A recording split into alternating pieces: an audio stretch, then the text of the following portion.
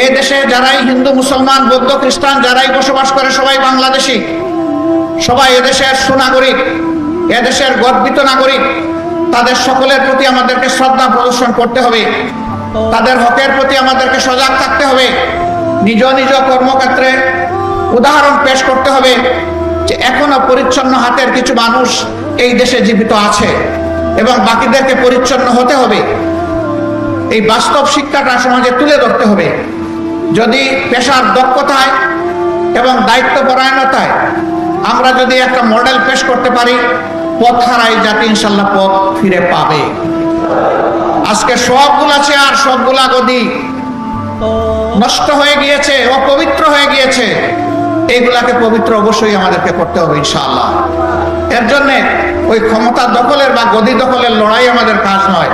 দক্ষতার জায়গায় নিজের দক্ষতা ফুটিয়ে তুলতে হবে, আন্তরিকতা